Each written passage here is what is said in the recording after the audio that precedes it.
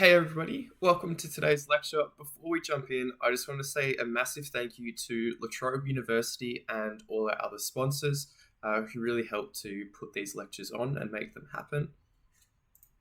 Would also encourage you all to check out the La Trobe Aspire Early Entry Program. Definitely worth looking into and learning about how that can help you.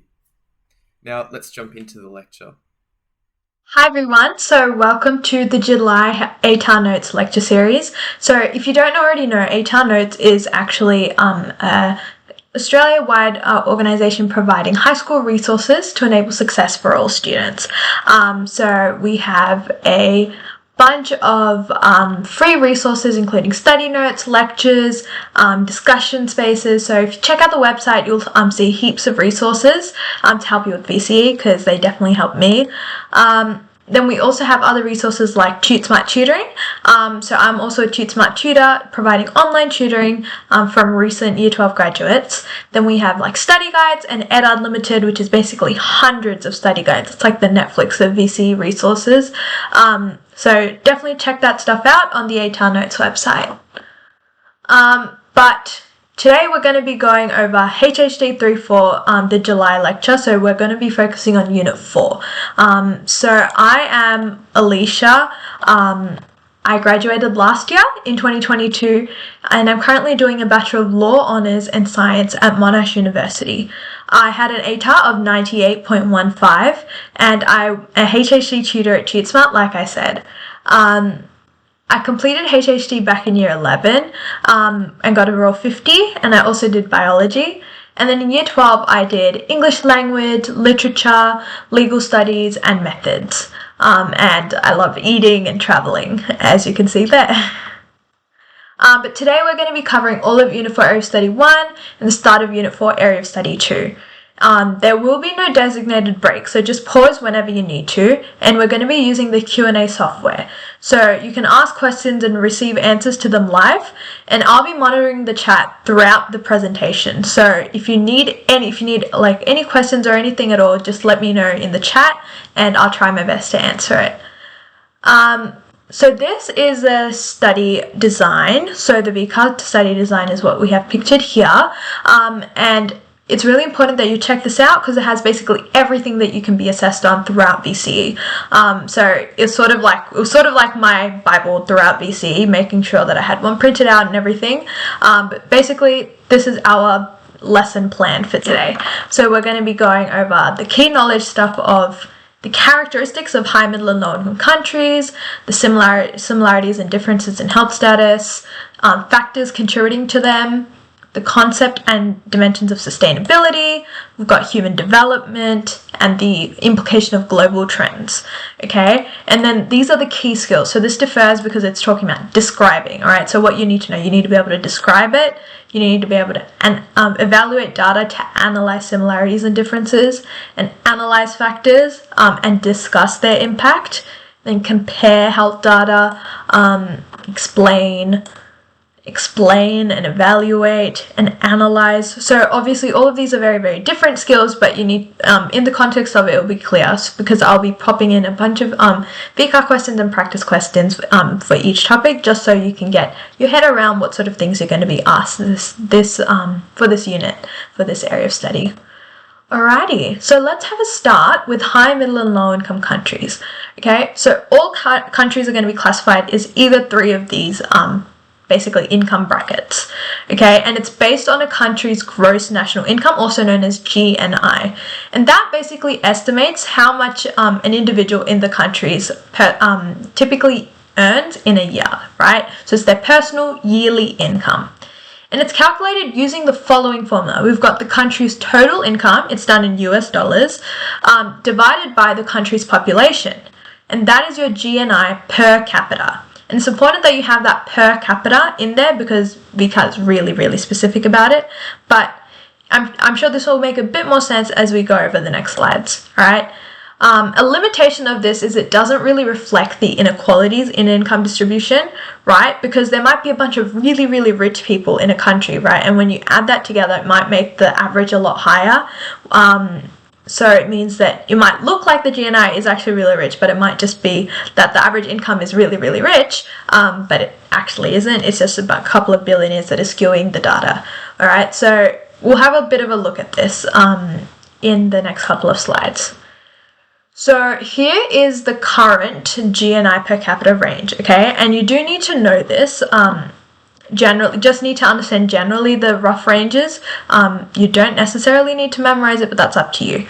And we've got these 4 brackets. So we actually split middle income into upper and lower middle income. In high income, we've got Australia, Canada, Ireland, Japan, USA, and the UK. And then upper middle, we've got Sri Lanka, China, Thailand, Turkey, and Malaysia, and Brazil. And then in lower middle income, for example, we have Bangladesh, Vietnam. And in low income, we've got, for example, Afghanistan, Nepal, Zimbabwe, Uganda, Rwanda, and Somalia. Okay, so these are all just examples of different countries. Obviously, there's many, many more, and each couple of years this will change. Some countries might suddenly go from high to low, or like more like low to middle or upper to low middle. So there's lots of shifting happening, but generally this is the general distribution of these countries. Okay. So why do we need to know this? It's because we need to know how to classify countries on their income. Obviously, there are better ways to measure a country's development just other than just their income, which we're going to have a look at a bit later in the lecture. But for now, this is what we're going to be looking at. And then we've got the factors, right? The characteristics of these high, middle, and low income countries. So for social, and you do need to know all of these different characteristics. I used the acronym BIGSAL, although it's probably not the best acronym to remember, but find one that works for you. So we've got birth rate, the history of colonization, education level, employment level, gender equality, health system, social security system, access to technology, and legal system. Okay, and the commonality between them is that it relates to people. Okay, so all of these, in a high income country, for example, there will be a high level of education. So that is a characteristic of a high income country, like Australia. Whereas in a low income country, for example, Afghanistan, there's going to be a lower education, generally a lower education level, because it's a low income country. Okay, so that's the general thing that VCOL wants you to be able to analyze. And then the same thing for economic. I use the acronym GAP range, which is global trade opportunities, average income, poverty, and range of industries. And then in environmental, we've got CARFA, I guess, which is carbon dioxide emissions, adequate housing, adequate infrastructure, food security, and access to safe water and sanitation. Okay, so that relates to the physical environment. So these are the 3 things that you need to remember, the 3 general domains. We've got social, economic, and environmental, which you can remember as C, and those are the social, environmental, economic characteristics. All right, and you just link it to the type of country. So if you're a bit confused by what I mean, we'll have a look at an example. Okay, so when you're writing the differences, you're going to be having some like low, weak, or poor, or ineffective, right? And then for middle, it will be like intermediate, average, or moderate levels of access to safe water. And for high income, it will be high, strong, effective levels of access to safe water. Okay, so the characteristic is the same, but the level of progression has changed. All right, so that's how you differentiate and show your knowledge of all the different characteristics. So for example, if we're going to look in a bit more depth of one of the characteristics, for a social one, we've got birth rate and population growth. So in low-income countries, we've got a very high fertility rate, and that's due to a low access to contraception, family planning, and gender equality. Okay, because many people don't have a say in, like, there are lots of child marriage happening, there might be polygamy happening, and lots of different types of family structures, whereas in high-income countries, there's generally going to be higher access to contraception, higher levels of like family planning and gender equality available. Then, of course, there's going to be a higher population in low-income countries. There's going to be, the governments are less able to provide services like education, healthcare, and social security, meaning that they're going to be less aware of things like contraception, the pill, what is it, using condoms, everything like that. For example, in India, there's like a huge, very high population. It's a lower middle income country, meaning it's less able to provide those type of services because there's like 1.3 billion people, whereas in Australia, there's only 25 million people, and it's a high income country, so the government is more able to provide these services.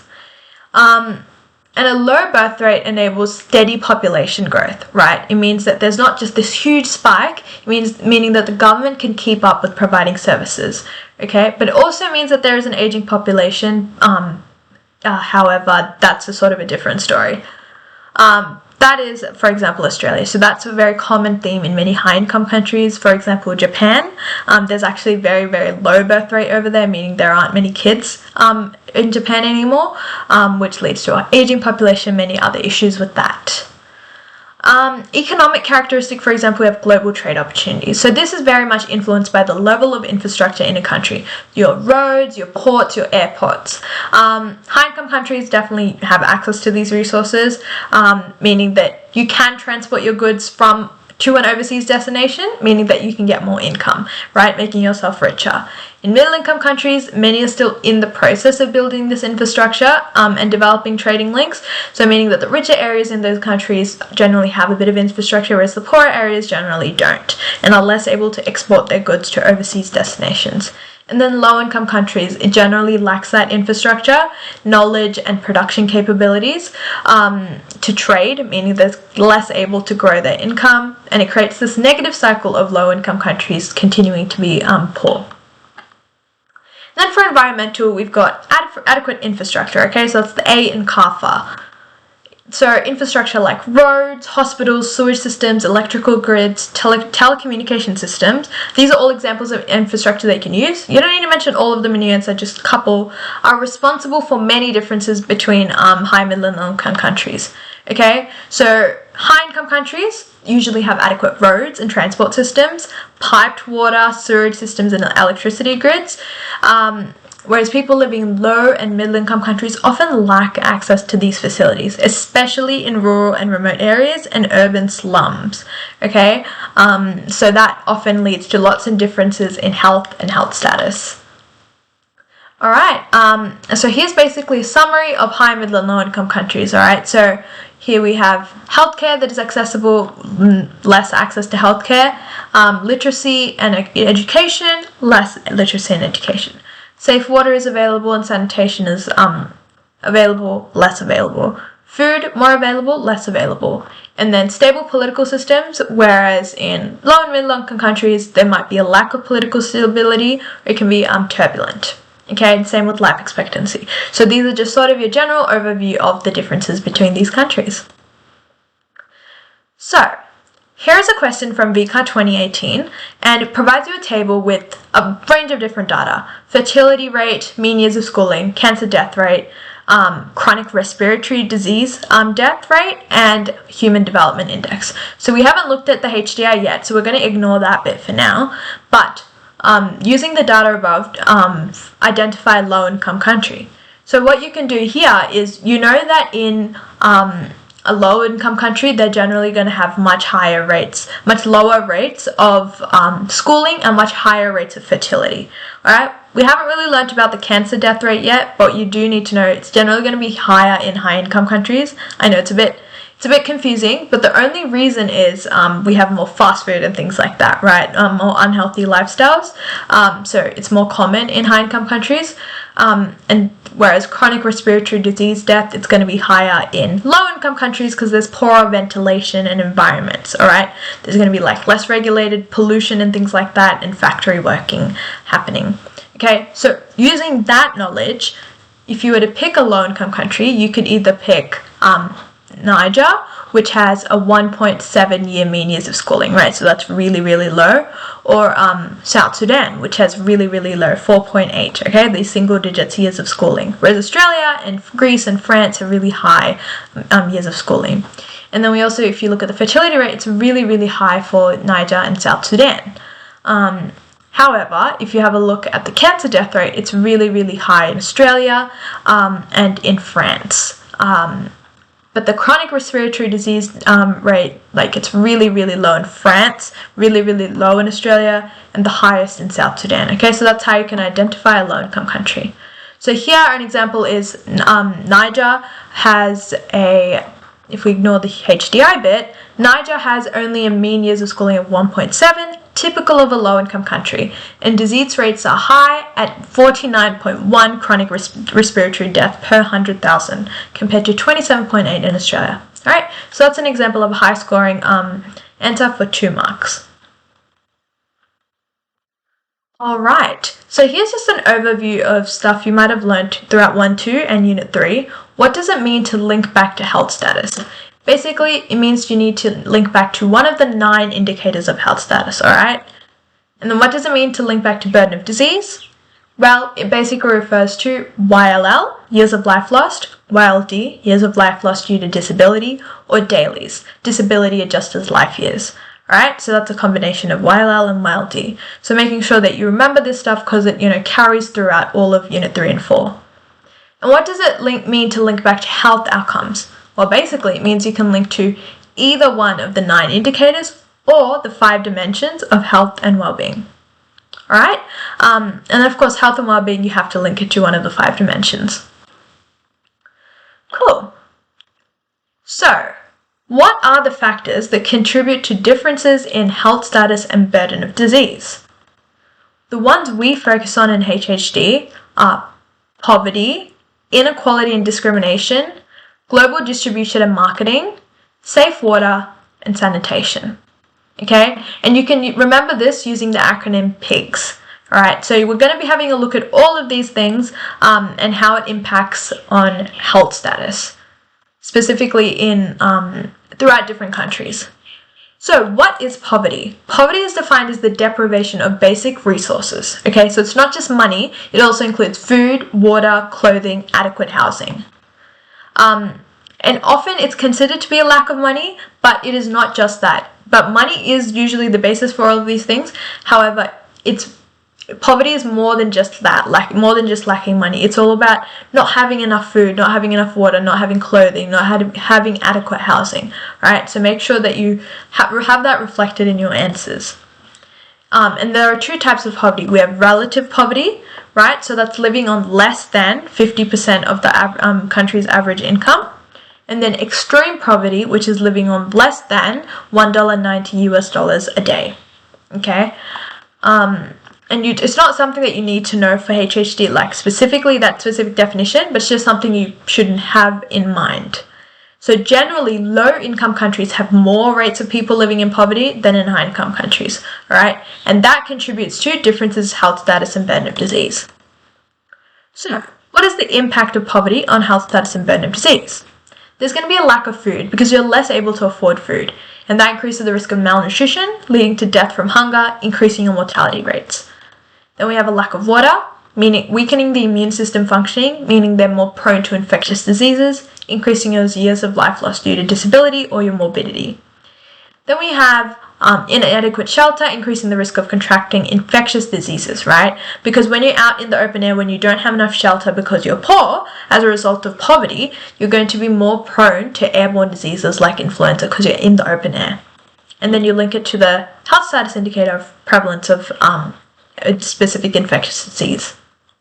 A lack of healthcare in low-income countries due to poverty means many preventable conditions will go undiagnosed, alright? So for example, simple infectious diseases won't be diagnosed, won't be treated, and that increases your morbidity rates. And then a lack of education. Many people do not understand the risks of drinking contaminated water. Increased incidence of waterborne diseases such as dysentery results as a result of not understanding the risk of drinking contaminated water. Alright, so these are the general things: lack of food, lack of water, shelter, healthcare, and education caused by poverty. Okay, that generally leads to lower health status and burden of disease in low and middle income countries. Then our next factor is safe water. Alright, so safe water basically refers to water free from contaminants and disease-causing bacteria and chemicals such as lead and mercury. Alright, so you generally do need to know the definition, not word for word, but just general ideas of the definition. So access to safe water means that people have access to a water source that is clean and able to be used for drinking, crops, and livestock. So people have ready access to it and don't need to spend time collecting it.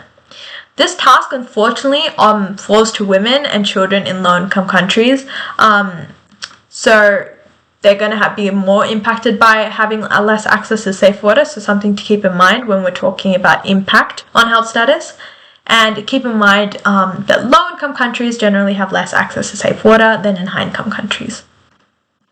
So if you were to ask, if you're asked a question, describe the impact of a lack of safe water on health status and burden of disease and how it contributes to differences, you could say a lack of water can diminish the natural environment, making it difficult to grow crops, right? And that reduces your food security, leading to hunger and malnutrition, meaning there's going to be high levels of morbidity due to malnutrition. And then if unsafe water is consumed, that increases the risk of waterborne diseases like cholera, malaria, typhoid, increasing your YLLs. And then a lack of access to clean water in close proximity means that people might have to carry heavy loads for long distances, specifically generally women and children. That increases musculoskeletal conditions such as arthritis, which is very painful, increasing your YLDs. Because you're not living healthy for that long, you're going to be living in pain for a long, long time. Alright, and then our next factor is sanitation. Sanitation refers to the safe disposal of human urine and feces, as well as the maintenance of hygienic conditions. Okay, so through garbage collection and the disposal of wastewater.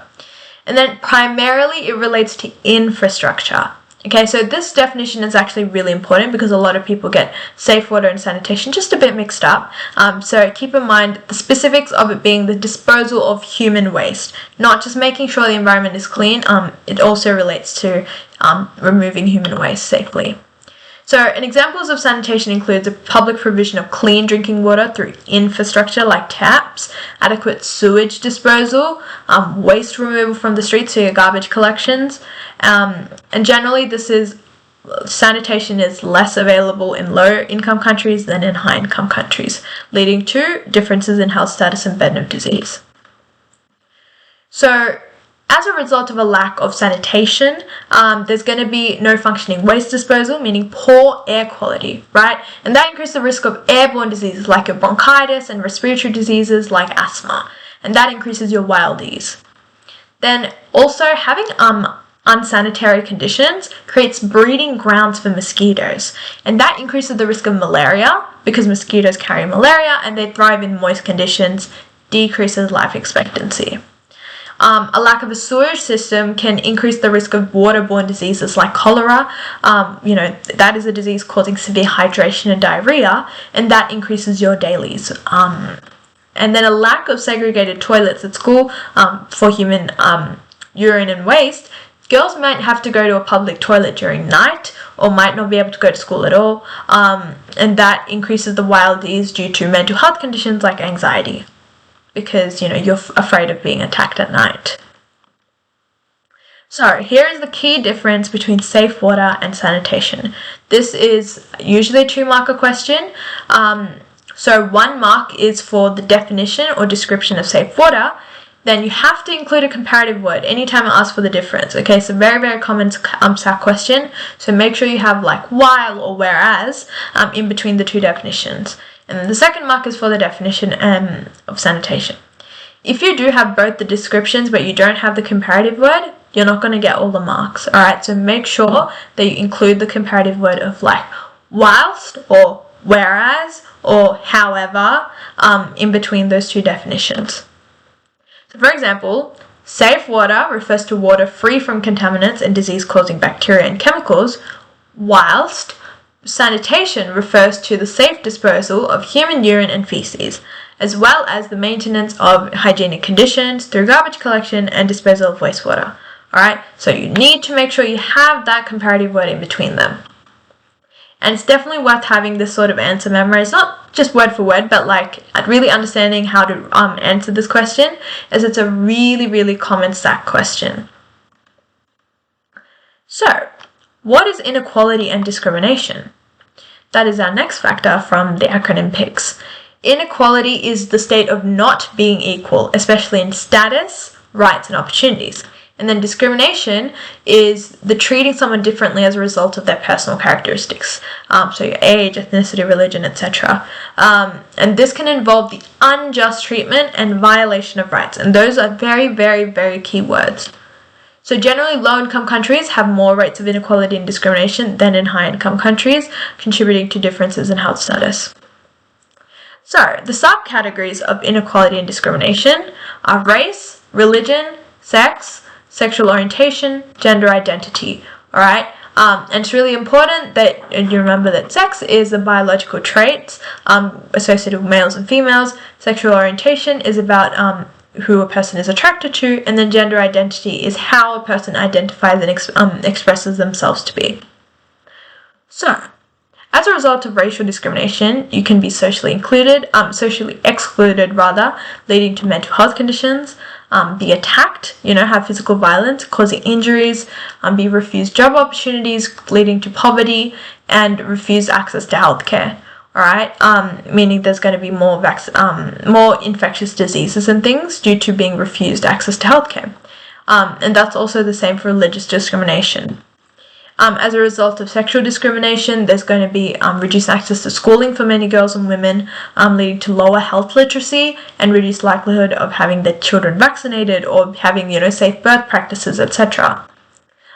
There's going to be more risk of child marriage, children being forced to marry men that are much, much older, leading to physical violence and stress, teenage pregnancies as a result of discrimination. We have many women and girls being tasked with going to collect water, which leads to musculoskeletal conditions. And then girls and women being forced into laborious industries, alright, like prostitution, and increasing your risk of STDs and STIs. And then, as a result of discrimination against LGBTQIA+ individuals, there's going to be social exclusion, physical violence again, refused job opportunities, and refused access to healthcare. Alright, so it's really important that you understand these 5 different subcategories and as the impact on health status and burden of disease. And then we also have global distribution and marketing, alright? So this one is a bit less straightforward, but once you get the hang of it, it makes much more sense. So global distribution refers to the transfer of goods and services from one country to another, okay? And it's led to a much more interconnected world. And global marketing refers to the advertising and selling of goods and services from one country to another. And manufacturers in high-income countries sell their brands of tobacco to middle and low-income countries. And that might seem a bit confusing, but it's actually due to low and middle-income countries having much, much less regulations than high-income countries do. So this is more of a recent thing. Back in the day, it was much more targeted to high-income countries, whereas now, because high-income countries have lots of laws, middle and low-income countries are being targeted for their marketing. Okay, so the categories that we're going to be looking at are tobacco. Okay, so that's the nicotine-rich leaves used for smoking or chewing, alcohol, which is alcohol, and processed foods. Okay, so when the raw food ingredients are transformed into marketable food products that can be easily prepared and served by the customer. So it's not made from scratch, it's not made in a fresh way, it's not made using low levels of salt or sugar. It's really made to be as tasty and as efficient as possible, which obviously can lead to lots of health impacts. So, why are low-income countries targeted for tobacco sales? Because there's no underage law restrictions in many of the countries, no sale tax, no passive smoking bans, right? You can smoke anywhere you want. No marketing bans. You can market to kids and anything if you want. You can enable the sale of individual cigarettes, and there's no plain packaging laws, right? Whereas in Australia, you're going to have lots of these the cigarette packets having really graphic images of lung cancers and things like that to deter smokers from smoking. So what are the impacts on health status, right? As a result of more people smoking tobacco, you can have carcinogens in your body which can lead to cancerous tumours and things like lung cancer, which is very deadly. A weakened immune system, leading to infectious diseases, and if pregnant women are smoking, maternal smoking can lead to a low birth weight and huge risks of many diseases, like from your mental conditions like anxiety and depression to things like CVD and heart attacks and things like that later on in life. Alright, so it's very negatively impacting people all around the world. Then as a result of low-income countries are targeted for alcohol marketing because of their lack of health literacy, lack of underage laws, lack of sale tax, no marketing bans, and the lack of health promotion generally. And as a result of it, there's going to be scarring of liver tissue caused by lots and lots of alcohol consumption, right? Because people are less aware that, excessive alcohol consumption can lead to scarring of liver tissue and cirrhosis. There's going to be risk-taking behaviors, right? Like drink driving, more accidents and things like that, more violence as a result of drunken violence. Maternal drinking can lead to infant FASD, which is a specific developmental disorder in which the facial and body development is completely altered. And then CVD and type 2 diabetes. Alright, so really important things and really sad things, which as a result of alcohol consumption being excessive can impact health status. And low-income countries are targeted for processed foods because of the lack of health literacy, health promotion, food labelling legislation. In Australia, we have very strict food labelling legislation. We even introduced the recent five-star rating thing, Headstart rating thing, which we looked at in Unit 3 of Study 2. There's a lack of sale taxes and increased urbanization. All right, we're going to have more urban environments, more working culture where people want to be eating quick food, unhealthy food, whatever's easiest to access. As a result, there's going to be high intake of sugar, high intake of fat, high intake of salt, which can lead to type 2 diabetes, CVD, cancers, hypertension, so many different things. Okay, so really nasty stuff as a result of high-income corporations wanting to make more money and targeting low and middle-income countries which haven't really had those laws in place yet. Alright, so we've got a question from last year's paper. So according to the WHO, more than 80% of the world's 1.3 billion tobacco users live in low and middle-income countries. So what are 2 reasons? You need to identify them. Why manufacturers of tobacco might be marketing at low and middle-income countries. Alright, so I'm going to give you a minute to just think about that.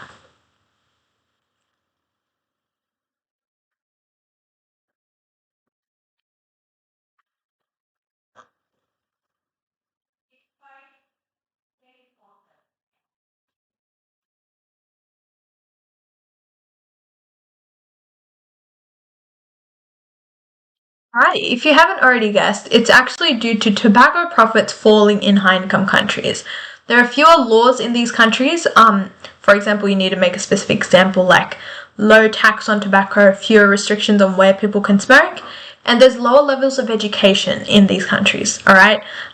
Because governments of low and middle income countries have been slower to adopt measures to slow tobacco uptake. Alright, so if you reference literally any of these specific reasons, you would have gotten 2 marks, alright? If you had 2 descriptions of these, you would have gotten the 2 mark. Alrighty. Next up, we're going to have a look at the dimensions of sustainability. So when working to improve health and well-being in any country, the concept of sustainability needs to be considered. So sustainability, as a throwback to Unit 3 of Study 1, is defined as meeting the needs of the present generation without compromising the ability of future generations to meet their own needs. It's a mouthful, I know, but it's a really important definition that is going to be really relevant to the specific dot point on the study design. It's a really common 2-mark definition asked by BCAR and particularly on SACS. Right, so really worth having this definition memorized.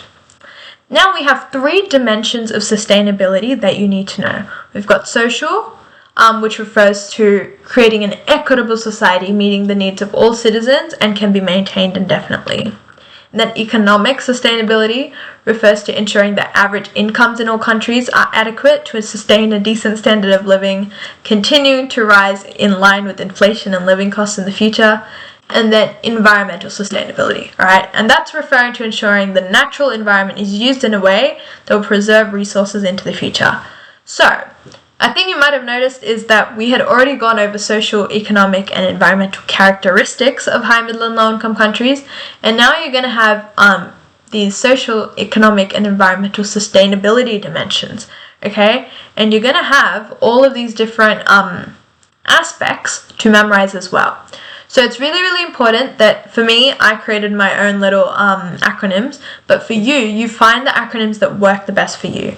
Alright, it really, really ensures that you don't get mixed up between them, right? You don't refer to biodiversity when you should be talking about carbon dioxide emissions, alright? So have a look at them, really sit down and make sure that you try and get the differences nailed down between these. I spent ages, when I was in year 11 trying to remember all of the differences between these, and the most efficient way for me was using mnemonics and things like that. So find what works best for you, whether it's flashcards or writing it down or saying it out loud, and try and get the differences down between these two, so you don't unnecessarily lose marks on mixing the differences up between these. Okay, so for the social sustainability dimension, the aspects, so not characteristics, the aspects are elimination of poverty and provision of social protection systems, gender equality, access to safe and decent working conditions, peace and security, and promotion of political and legal rights. Alright, so that's how we ensure that social sustainability can be accessed by current and future generations. Then economic sustainability, the aspects are innovation and diversity of industries, employment, economic growth, and trade. Right? And then for environmental sustainability, we have biodiversity, use of natural resources, climate change, and waste removal and pollution. You can see here the acronyms that I've used. For economic, it's I EAT. For environmental, it's BUCK-W. And then for social, it's EGAP. Right, so obviously that might not be easy for you guys to remember, so find an acronym or whatever that works best for you. And then what you need to do with these is make sure that you're able to describe the dimensions and then link an aspect of sustainability, okay? So, for example, you might be asked to link, what is an example of social sustainability? What is an example of economic and environmental sustainability? All right. So make sure you're doing all the practice questions about sustainability to ensure that you have the best possible advantage. So here is a 2-mark question. All right. So I'm going to give you time so you can pause the video and have a go at this question, and then I'll go over the answer for this one. All right. So social sustainability relates to creating equitable societies that meet the needs of all citizens and can be maintained indefinitely. Okay, some factors include levels of employment and education. So it's really important that you understand the definitions of these, more so than for the characteristics descriptions, because these are actual proper definitions. Alright, but you can, as long as you use the general keywords from the definition, you're able to get the marks. And it's really good to provide some examples, okay? So here, an example would be access to safe and decent working conditions and gender equality, and then the promotion of political and legal rights. Cool.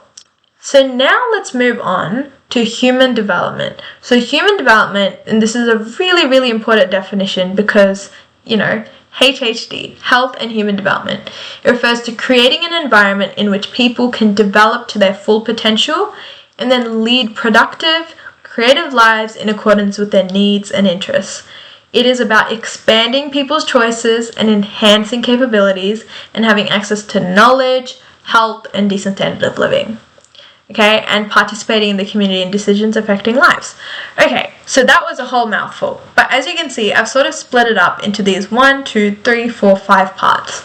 Okay, and these 5 parts break down into 9 little aspects. So develop to their full potential, lead productive and creative lives in accordance with their needs and interests, expanding people's choices, enhancing capabilities, access to knowledge, access to health, access to a decent standard of living, and participating in their community, and participate in decisions affecting their lives. Okay, so what do these 9 aspects mean? What you need to be able to do, just like we did for health and well-being, where we had the different definitions and characteristics, dimensions, here you need to be able to link back, anytime it's like, how does this impact human development, you need to be able to link it back to these 9 little aspects. So it can take a bit of time, But the best way that you can help, remember all of these is by doing more and more practice questions. All right. So the more practice you do, the better you're just going to get at it. Because that's the way it generally is, because you're practicing recalling this information from your brain. So I highly recommend, whilst it's really important to be able to memorize all of these, the most important thing is that you're able to apply them into a different scenario, into a different program. So, for example, we've got VCAR question 20 from 2021, question 11b, okay? It's a 4-mark question, and it asks you to explain how a lack of basic water services in healthcare facilities could have an impact on human development. So what you need to do is be able to link a lack of basic water services in healthcare facilities to being able to develop to your full potential, lead productive and creative lives in accordance with your needs and interests, expanding people's choices and enhancing capabilities, access to knowledge, health, and a decent standard of living, and participating in the community and participating in decisions affecting their lives. Okay, so now let's break the question down even further. What does a lack of basic water services in healthcare facilities lead to? Well, water in healthcare facilities is needed, for example, for a surgeon to wash their hand, for example, to clean your bed sheets or whatever, to make sure that there's infection control. The other thing that water is used to is for drinking, to clean surfaces, whatever it is, it's to ensure that there's a lack of infection happening and a lack of dehydration. Okay, so as a result of a lack of basic water services, there's going to be a lack of infection control, and there's going to be more risk of dehydration. As a result, you need to be able to link it to like 2 little aspects and be able to explain it really well, right? So, for example, a lack of basic water services can lead to a lack of ability to clean and maintain hygienic conditions to reduce infectious diseases spreading in healthcare facilities. All right.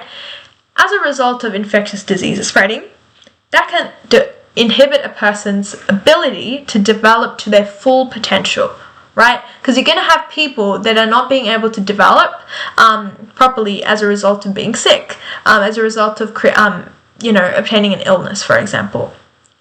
As a result of that, you're less able to go to work, go to school, and less able to lead productive lives in accordance with their needs, right? Because you're unable to earn money to take care of your family or whatever it is. And then as a result of that, that kid might not be able to go to school, may not be able to access knowledge and participate in the community, right? So it's sort of from that one answer, you need to be able to sort of link it to all these different aspects of human development.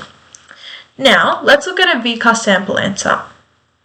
And note here that 39% of the state did not get this to answer anything.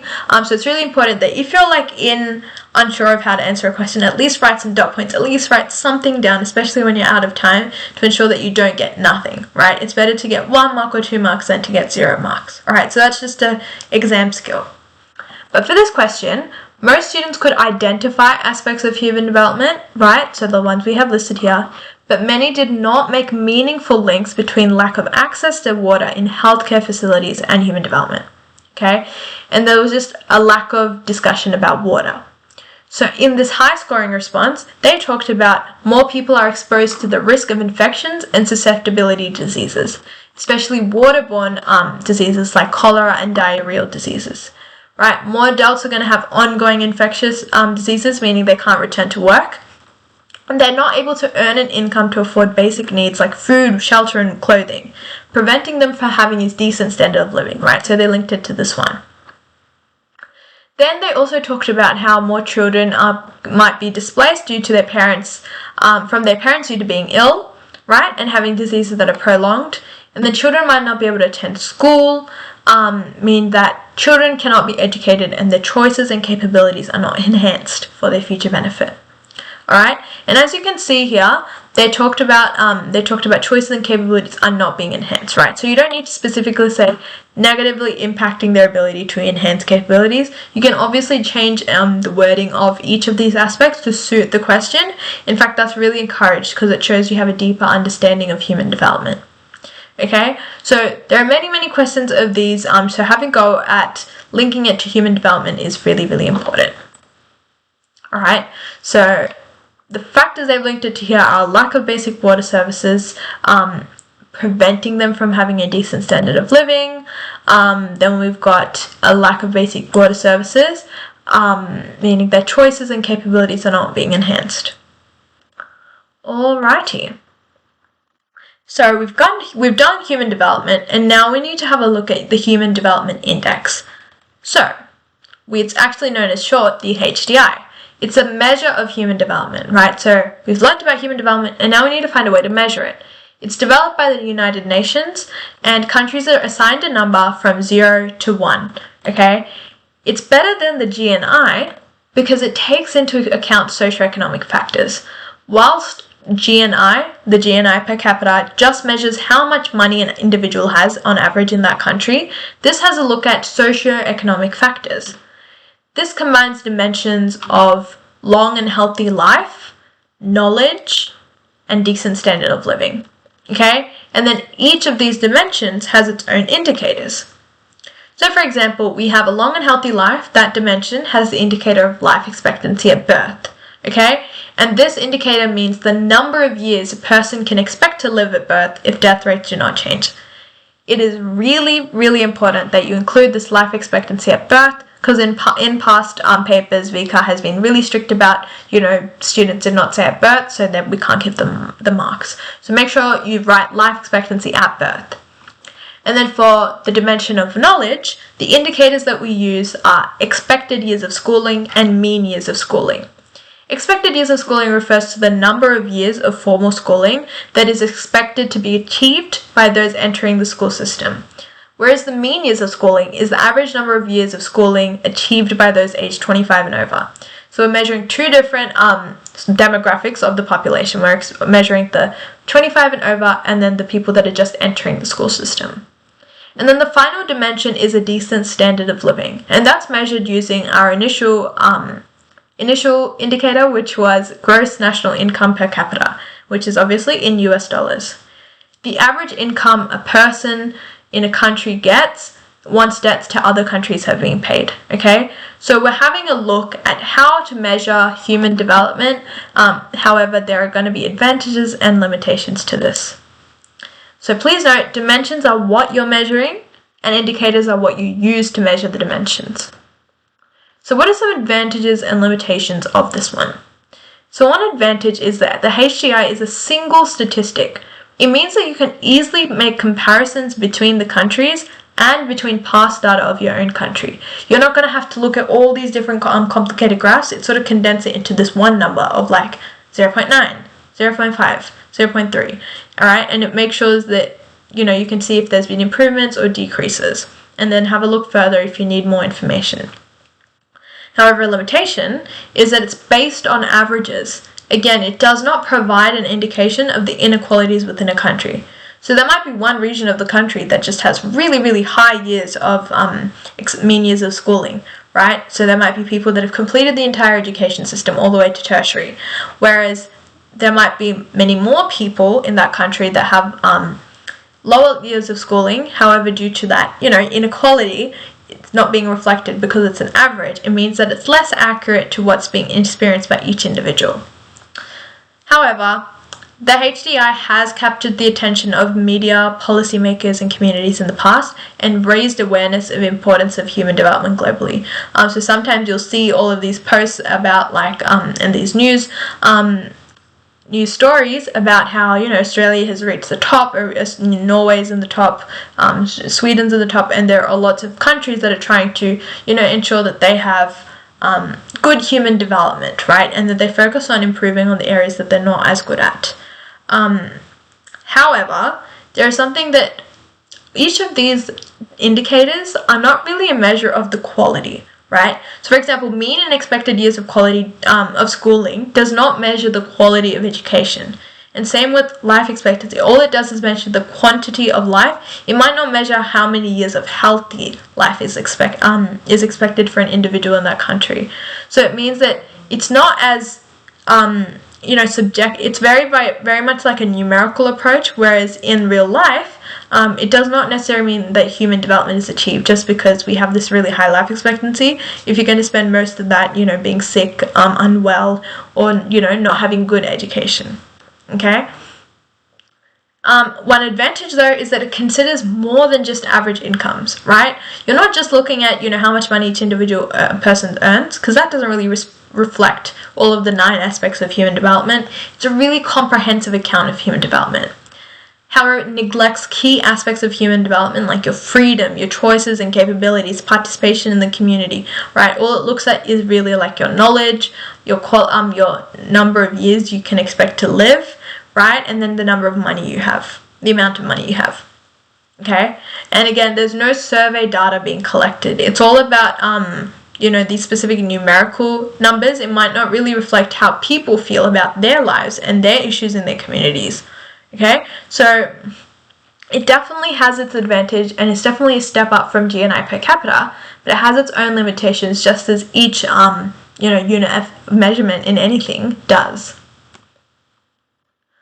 Okay, so using all that information we just learnt about the HDI, we're going to have a look at this question from 2019. Okay, it's a 4-mark question, and it states, use 2 indicators of human development to explain the differences in HDI between Australia and Papua New Guinea. Okay, so this specific question is a 2-mark question because we're looking at question 6A, so not 4 marks. And it states in the information, we have Australia has a HDI of 0.939 in 2017, whereas Papua New Guinea had a HDI of 0.544. And the World Bank classifies Australia as a high-income country and Papua New Guinea as a middle-income country. Okay?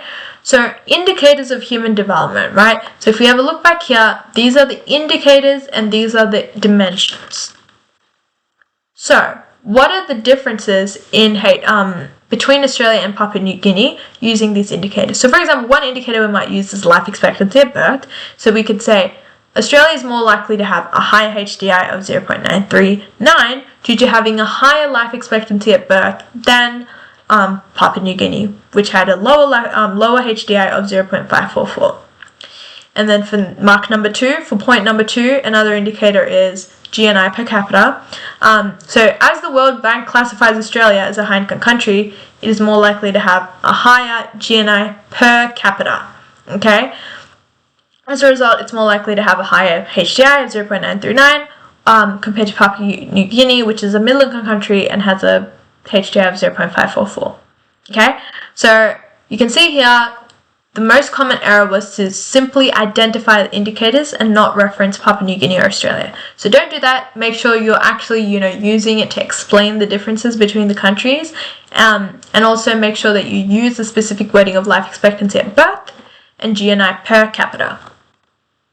So here's the sample answer. GNI per capita, Australia, a high-income country, has a much higher GNI per capita compared to Papua New Guinea because Australia has a higher average income. Okay? And the life expectancy at birth, Australia has a higher life expectancy than Papua New Guinea. And it's okay to say life expectancy after you said life expectancy at birth, but don't just immediately start saying life expectancy because you won't get the mark. Cool.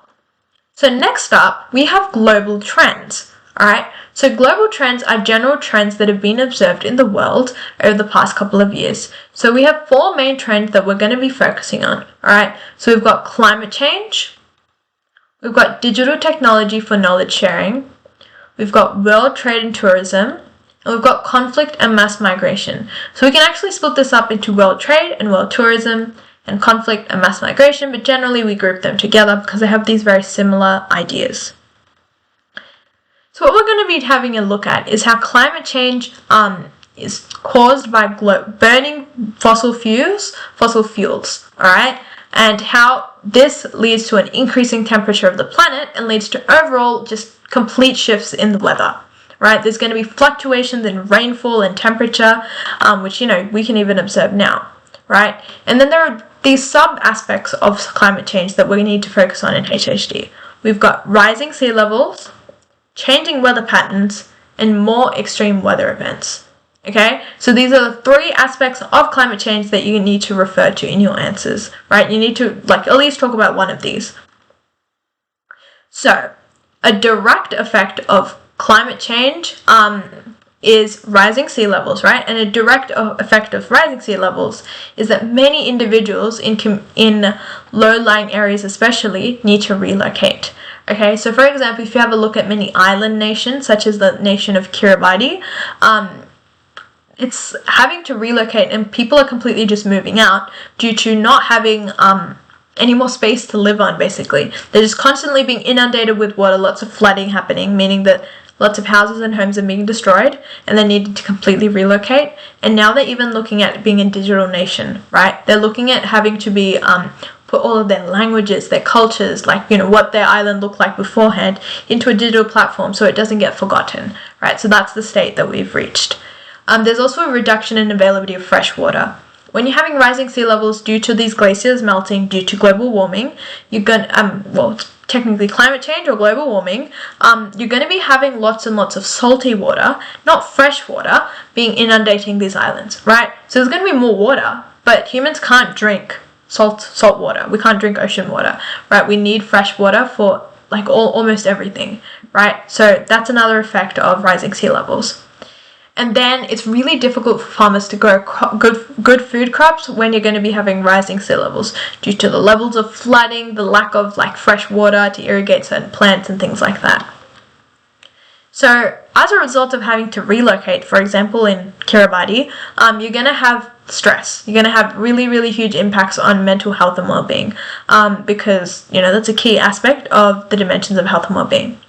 As a result of drinking contaminated water, you're going to have increased risk of things like, diarrhea. You're going to have increased risk of infectious diseases such as cholera, and that negatively impacts your physical health and well-being.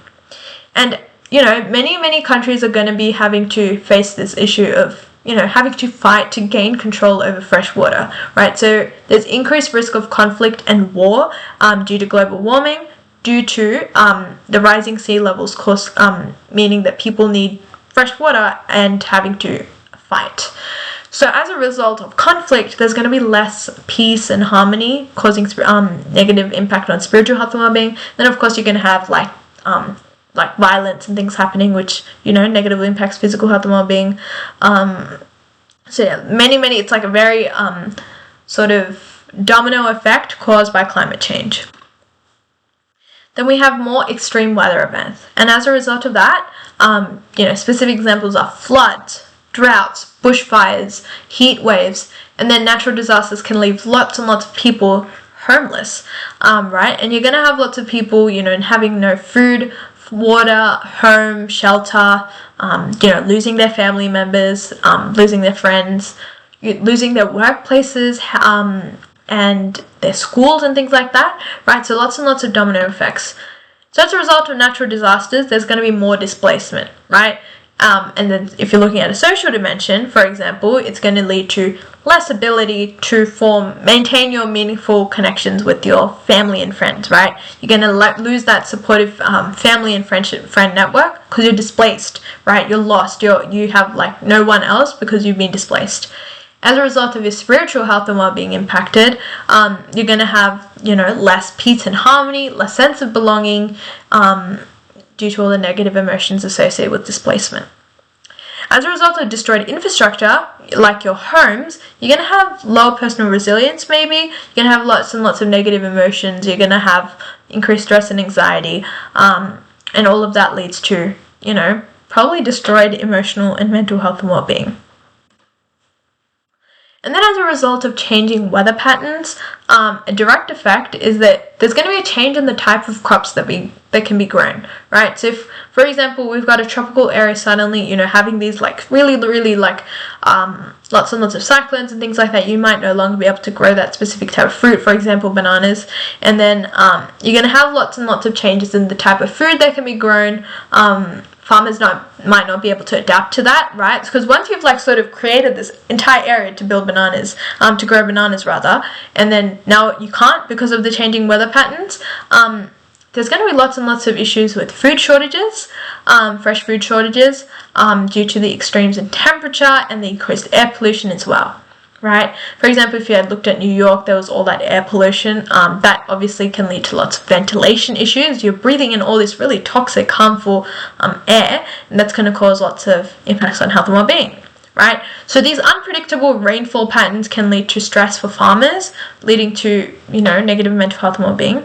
And poor air pollution can lead to respiratory diseases, for example, asthma or chronic obstructive pulmonary disease, which is COPD, which can lead to physical health and well-being being compromised. All right, so these are all the very, very real effects of climate change that you need to know for HHD.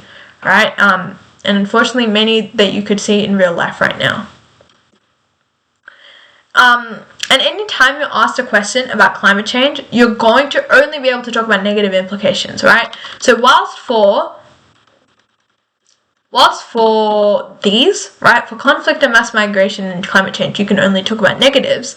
For world trade and tourism and for digital technology and knowledge sharing, you can talk about both the positives and negatives, alright? So there's lots and lots of different things that you can talk about here, but for HHD, please only talk about the negatives for these. Don't start talking about the positives of conflict and mass migration, as generally for health, it's not applicable. However, there are things like, technologies and things being developed as a result of, dealing with climate change and wars, but we're not focusing on that in HHD, so please only talk about the negative stuff for those two, and then be more nuanced for these two.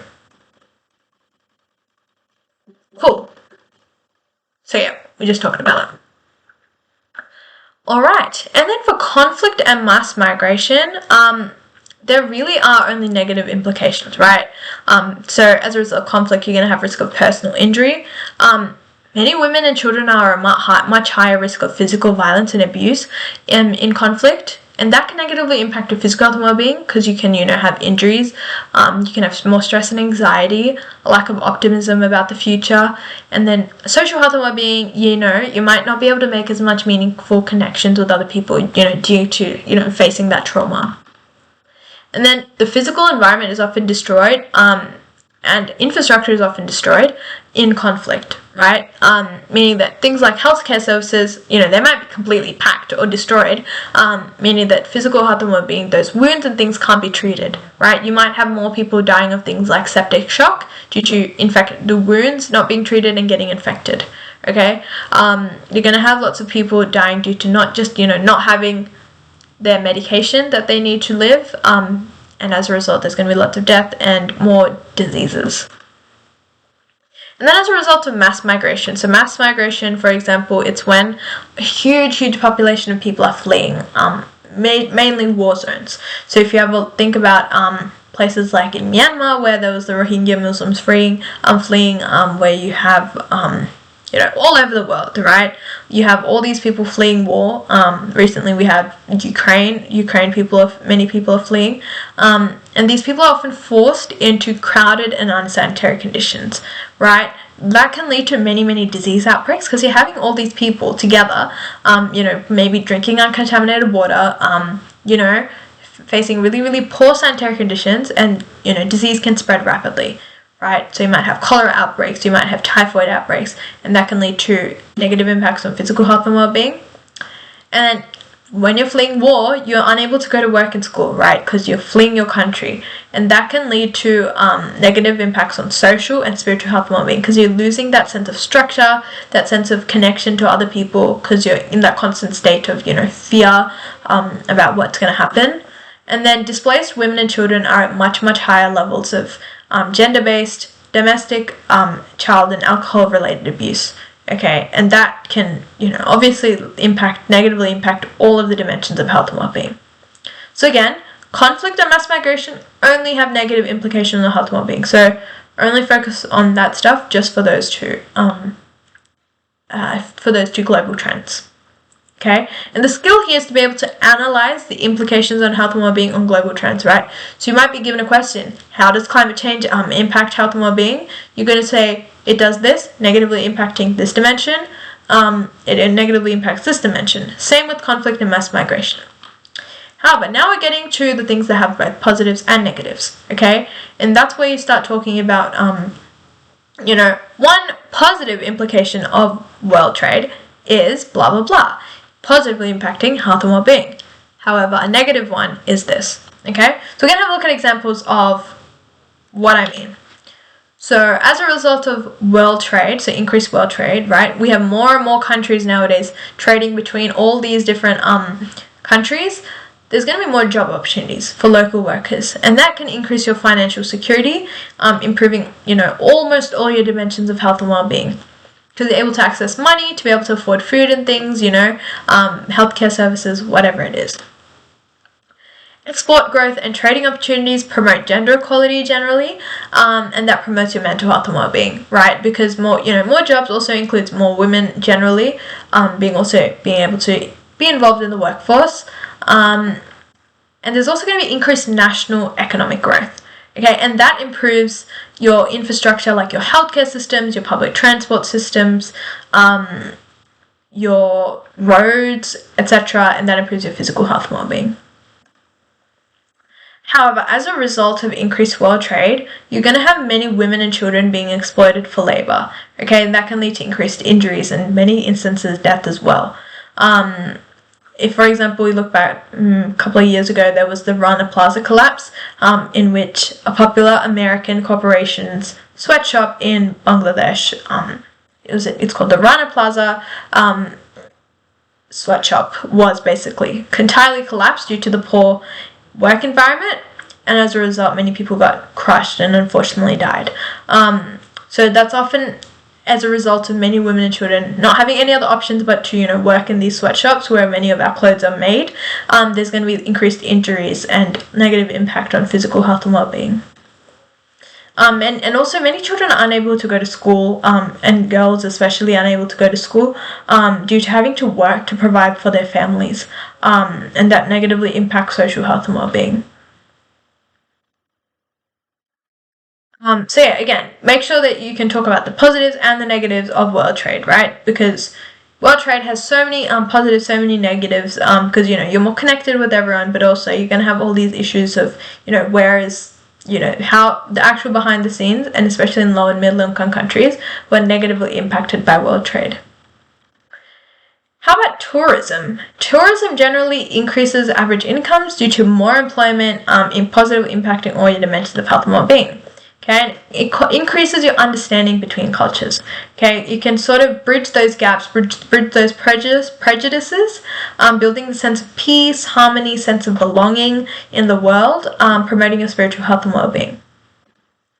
And it creates a sustained economic growth, right? And in fact, it enables governments to invest in infrastructure to benefit everyone. That also promotes almost all your dimensions of health and well-being. However, tourism can lead to many, many health hazards to the local communities, right? You're going to have increased pollution, for example, like, whether it's helicopter flights, boats, and all these cars, moving around, that can also negatively impact physical health and well-being. And there's increased risk of the spread of communicable diseases. Look no further than COVID-19, where tourism had to stop due to the spread of communicable diseases, COVID-19, that negatively impacts physical health and well-being, okay? Because tourism means you're having all these different people from different countries and different diseases interact, right? And that increases the number of diseases that are spread. So yeah. And it also means that many people might resort to unsustainable practices like overfishing, or completely destroying the natural environment, and that negatively impacts your mental and spiritual health and well-being, right? Your connection to the land, it's lost. It creates this negative sense of peace, like you lose your sense of peace and harmony and belonging, and it creates lots of unhealthy negative thought patterns. And unpredictability makes tourism really difficult to rely upon. So there are many instances where a couple of years ago, it might be like a really, really popular tourism spot, and something might happen, and then tourism might stop, okay? And then a location that relied upon tourism as their main sort of source of income, it creates this sort of negative cycle of, if tourism stops, then that location sort of dies down. That community has no more income coming in because they've relied on tourism. So that can negatively impact your many, many dimensions of health and well-being. And there's also many burdens and things to tourist guides and porters and things like that, negatively impacting your physical health and well-being. And then the thing we're going to look at is increased access to digital technologies for knowledge sharing, right? So digital technologies for knowledge sharing, we're mainly focusing on things like how we can share health information, right? We can spread awareness, like you need to wash your hands, you need to social distance to decrease the risk of infectious diseases. Then we also have things like you need to use protection and things like that. And all of that is exceptionally spread through digital technology. These are all this really amazing health information coming through. And then another example of digital technologies for knowledge sharing is your health data, right? So, for example, the Australian government has this thing called the My Health Record, right? And it basically ensures that all these different industries have access, like there might be your GP, aged care, public and private hospitals have access to your health information in case of emergencies. So all they need to do is to know, hey, you have allergies to this medication, or you're unable to, you recently had the surgery so you can't undergo this. All of that is available due to this new trend of digital technologies for knowledge sharing. Okay, so that positively impacts your physical health and well-being. And then in event of a health emergency, that can, ensure there's less stress and anxiety about, what to do in case of a COVID-19 outbreak, promoting your mental health and well-being. It also enables individuals to remain socially connected with each other, and increase trading opportunities. However, there are issues regarding the privacy and safety of especially health information, so that can negatively impact your emotional and mental health and well-being. And then we also have this risk of, information being shared with harmful organizations, all right? And this risk of conflict globally, so that can negatively impact your mental health and well-being. Okay, so here we have, as I was saying, in Myanmar, over 1 million Rohingya refugees fled violence in successive waves of displacement since the early 1990s. Okay, and the Rohingya are a stateless Muslim minority in Myanmar, and their latest exodus began on 25th of August 2017 when violence broke out in Myanmar's Rakhine state, driving more than 742,000 to seek refuge in Bangladesh. Most arrived in the first 3 months of the crisis, and the vast majority reaching Bangladesh are women and children, and more than 40% are under age 12. Many people are elderly people requiring additional aid and protection, and they have nothing and need everything. Okay, so this is an example of very common sort of global trends question in HHD, where you're given this case study, explain the implications of mass migration, some of which are evident in the information on this case study for health and well-being. Okay, it's a 3-mark question. So what you need to do is be able to link it to the negative impacts of health and well-being, because it's mass migration, and then use the case study as well. So, a negative impact of mass migration might be that when you're displaced, you're going to have increased stress and anxiety, about, being separated from your family and friends and things like that. And then also there's things like, as many of the people are women and children, there's increased risk of abuse and, violence and injuries, which can lead to negative impacts on physical health and well-being. Okay, and elderly people require additional aid and protection. It means that they might need things like medication and things that they're not able to access, and that can also negatively impact their physical health and well-being, because they might not be able to access, right, their specific, walking aids and things like that, putting them at increased risk of falling over and tripping, whatever it is. So yeah, having a look at that case study and then using it to link it to physical, mental, emotional, spiritual, and social health and well-being. So, here is an example from the VCE exam report of a high-scoring response. So, mass migration is very, very different to conflict, right? It's about people fleeing conflict. So, make sure you look at these as 2 separate things. An example of a high-scoring response stated that mass migration causes displacement in many people as they're forced to leave their home and most of their belongings. Right? This contributes to people losing their sense of belonging and connection to the world, contributing to poorer spiritual health and well-being. Okay? So that's the first dimension. You're losing that sense of belonging and connection. And then the second mark, and second and third mark, comes from this: mass migration means that individuals and family need to live without an income. Okay? And this increases levels of stress and anxiety, contributing to poorer mental health and well-being. So as a result of, mass migration, where you're losing that sense of you're losing your sense of identity, you're losing your connection to that country, there's this lack of spiritual health and well-being. And then the next aspect is poor mental health and well-being due to all the stress and anxiety of having to move, and having all these risks of injury and seeing all these people that are suffering. Alright? So really, really, unfortunately very, very sad things happening there. Alrighty. Next up, so that's all we have for Unit 4 Area of Study 1, and now we're moving on to the first half of Unit 4 Area of Study 2. Okay, and here again, make sure you're having a look at the study design. I'm keeping up to date with all of the aspects of the study design. So the key knowledge are the rationale and objectives of the UN's SDGs. The SDGs are the Sustainable Development Goals, which we're going to have a look at. And the main SDG that we're going to have a look at is SDG 3, and you need to know the key features of this one. You need to be able to link SDG 3 to SDG 1, 2, 4, 5, 6, and then also 13, okay? And they illustrate collaboration between the health sector and other sectors in working towards health-related goals. You need to know the priorities and the work of the WHO, the purposes and characteristics of different types of aid, including emergency, bilateral, and multilateral aid, features of Australia's aid program, including its priority areas and the type of partnerships involved, the role of NGOs in promoting health and wellbeing and human development, which we're not going to be looking at yet, and the features of effective aid programs that address the SDGs, okay? And examples of effective information with details of one such program, right? And then the ways in which individuals can engage with communities and organizations to take social action.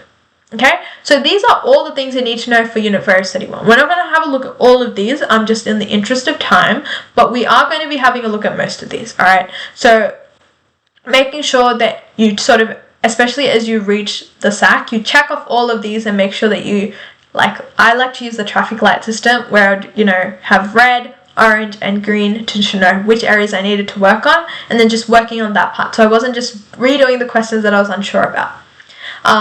Having a go as many BCAR questions as you can for all of these, and creating your own practice questions as well, in accordance with the study design. So here's the key knowledge, and now here's the key skills. This is what you need to be practicing doing. So this is what you need to know, and this is what you need to be able to do. You need to be able to describe the objectives of the UN SDGs, describe the key features, and analyze its relationship with the other SDGs. Okay, you need to be able to explain the priorities and the work of the WHO. Okay, and you need to be able to describe and justify, explain and evaluate, analyze and evaluate, justify and describe, and in all of these different dot points. So it's really, really important that you practice having a go at all of these questions. If you can't find a specific type of question about, justifying a type of aid, just create your own, describe and justify emergency aid, right? Make sure that you're creative in your revision so that you're able to, keep yourself engaged, and not just, continuously do the same thing in terms of writing, copying, reading the textbook or whatever it is. Switch it up. Have a look at watch a lecture like you are right now. Have a look at, flashcards and things like that so that you're able to really give yourself that head start in terms of exam and SAC skills and revision. Okay, so here are the SDGs, the focus of Unit 4 Area of Study 2, and the ones that we're going to be focusing on are no poverty, number 1, zero hunger, good health and well-being, and quality education, meaning that good health and well-being is the main one, right? So you need to be able to link all the other ones to that one.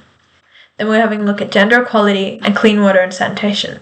So we've already looked at some of this stuff throughout, Unit 3 and Unit 4. You just need to be able to, sort of know it in the context of the SDGs, right? We've learnt about poverty, we've learnt about education and gender equality and clean water and sanitation. Now you just need to be able to link it in terms of the context of the SDGs. And then we also have climate action, which again, we've learnt about. So, what are the SDGs? There are 17 goals to be achieved by the year 2030, right? So we've got 7 years left to be able to achieve all of this. It was introduced by the UN, and its aim is to end extreme poverty, fight inequality and injustice, and tackle climate change. Okay? And the goals that we need to know are 1, 2, 3, 4, 5, 6, and then 13. Okay? So just those 7 goals, that's what you need to know. What do you need to know for each goal, other than for number 3? You need to know the aim, a brief description, why it's important, right? And how it can, on its own, promote health and well-being and human development. And then how it can work together with goal number 3 to promote health and well-being and human development. Okay? So this will sort of make sense as we go over the next slides. And then what you need to know for goal number 3 specifically, so not for the other ones, is aim, brief description, why it's important, key features, and then how it can work together with the other goals to promote health and well-being and human development. Okay, and these are the rationale. So the rationale was mentioned on the study design, so you do need to know it. You don't need to know it word for word, but it helps to have a particular wording memorized. Okay, so build on the MDGs. What are the MDGs? They were the Millennium Development Goals, right? They were introduced in 2000 and expired in 2015. Okay, so the SDGs are working to achieve what the MDGs couldn't, right? In terms of education, health and well-being, and specifically the environment as well. Okay, so it's really important that you know why we have SDGs when we already have the MDGs, is to build on what we already had. The other reason for having these SDGs is to address new global challenges. There has been an emergence of many new global challenges since the MDGs were in place, right? So we have conflict, mass migration, and climate change that needs to be addressed, right? So these definitely existed back then, but the extent of these global challenges is completely changed, especially with the introduction of all these technologies and things like that, and the population increase especially. And then progress in all areas was uneven, right?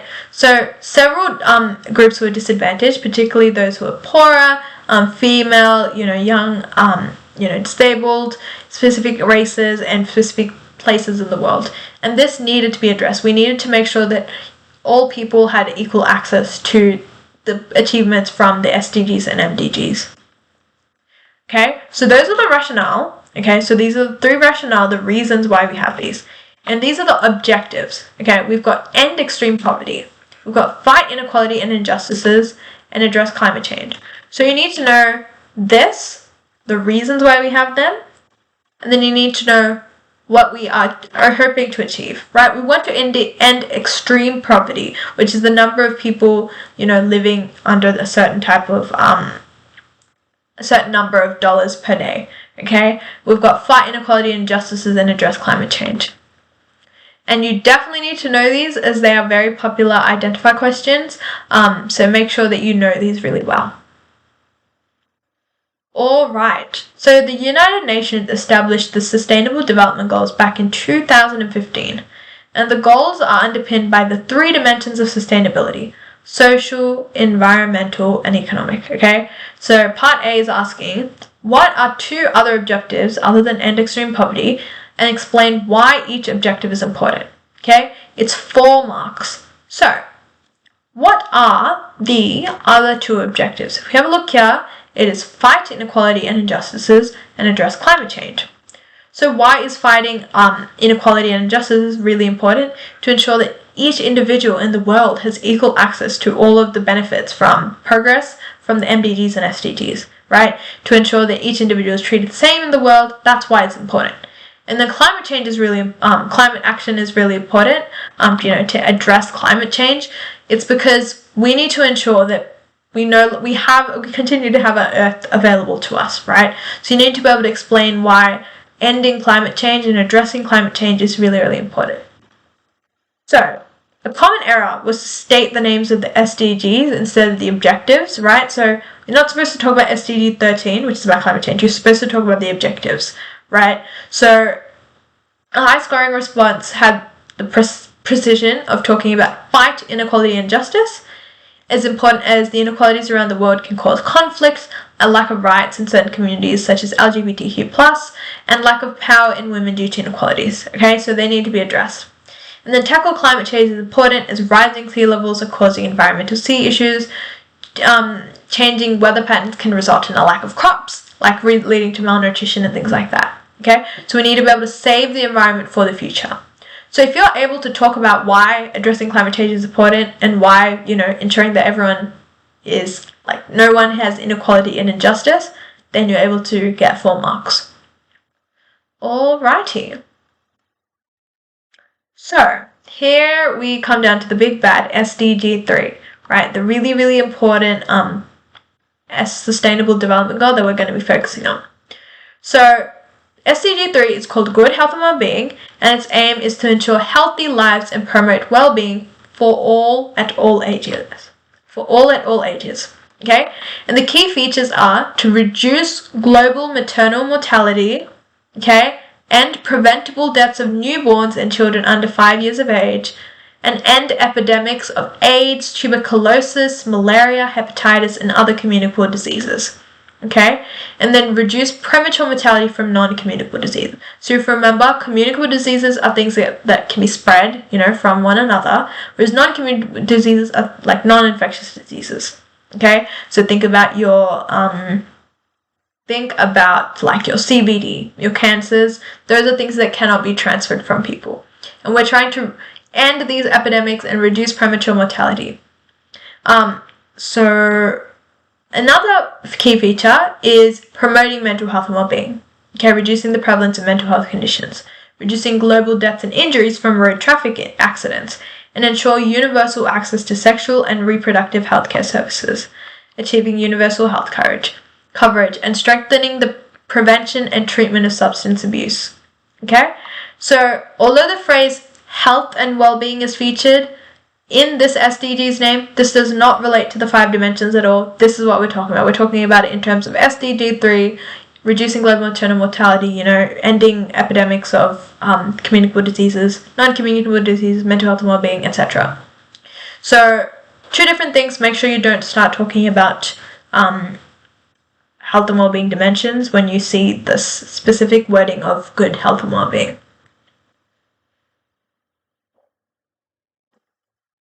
Alright. The other thing that you need to note is that these features are like aspects, right? So anytime SDG 3 is referred to, they're like the characteristics of, physical health and well-being. You need to be able to link these aspects. Anytime it's like, how does this impact the ability to achieve SDG 3? You talk about this, right? So it's like, how does this help us achieve good health and well-being? You talk about this. This can enable us to achieve universal health coverage. This can enable us to reduce global maternal mortality, right? So these are the things that you need to know and sort of kind of need to memorize, but the more you practice answering questions, the better you're going to get at it.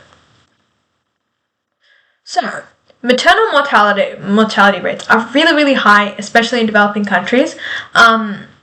But having mothers in good health means that they can take better care of their families as well and stimulate a good developmental environment. So that's why this is a feature of SDG 3.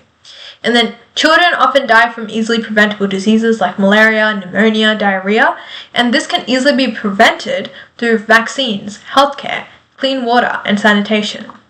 And the communicable diseases are a great risk for larger populations, and they can be prevented through improvements in healthcare and education.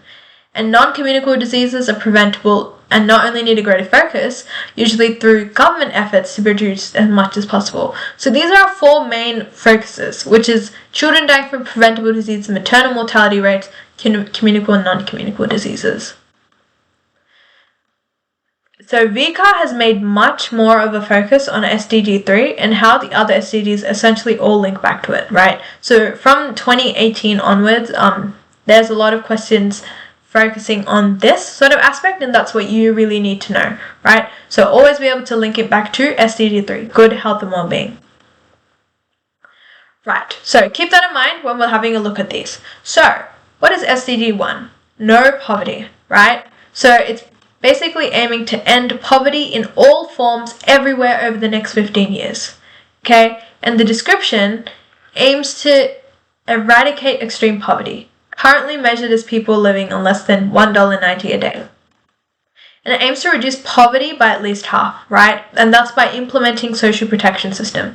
So if you don't know what a social protection system is, for example, in Australia, we have Centrelink, where you're ensuring that disadvantaged people also are provided money so they can, continue to live and not, have to resort to extreme means or, die as a result of complications. SDG 1 is predominantly addressed by the welfare sector, so keep that in mind. And remember, poverty refers to the deprivation of basic resources, right? So it's not just about the money you have, it's about, not having resources required for human living, like food, water, shelter, and healthcare. Okay? So why is the SDG 1 important? An inability to afford food can lead to hunger and malnutrition, and that can weaken the immune system and lead to increased mortality and morbidity from infectious diseases.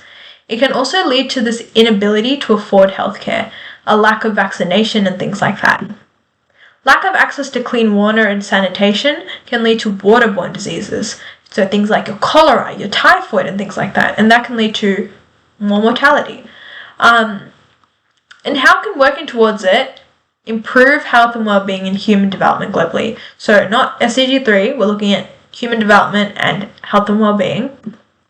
It can end hunger and malnutrition, reduce burden of disease, afford healthcare, can reduce maternal and under 5 mortality rates, and clean water and sanitation can reduce mortality from waterborne diseases. So don't waste your time memorizing different things when all you need to do is sort of just flip this around, right? So it's important because this, and then it can improve this by, sort of just linking the same things. Okay, so always use your answer, be smart in your answering. You don't have to always memorize all the different things, just memorize the key aspects of each topic. Cool. So why is it important? So you need to you can't afford this specific thing, right? You can't, for example, as a result of poverty, you can't afford healthcare, and then a negative consequence. You can't access schooling, right? You can't access education, a negative consequence. And they aren't aware of, a specific type of thing. They're not aware of the dangers of smoking, a negative consequence, right? So that's how you generally structure your answers for SDG 1. So how can it work towards improving health and well-being and human development globally? If they can afford this, then they can. If they can access, for example, education, then they can. And if they're aware of, using protection and having safe sex and reproductive actions, then they can, improve their physical health and well-being. Okay, so that's generally just how you need to be structuring your answers, because in HHD, it's really easy to answer the questions once you nail down the structure of a specific answer to a question, all right? Because it's really sort of formulaic in terms of once you understand it, you're able to create these sort of structured answers. Okay, SDG 2, we're thinking about zero hunger, okay? But primarily just link it to something you already know, which is food security. So the aim is to end hunger, achieve food security, and improve nutrition and promote sustainable agriculture. And there are two sides to zero hunger. There's adequate nutrition, which is ensuring all people have access to adequate food, and hunger globally, and then sustainable agriculture, which refers to, improving farming practices to increase the yield and of sustainability, right? To ensure that farmers are not using the same sort of soil and ensure that it's sustainable in future.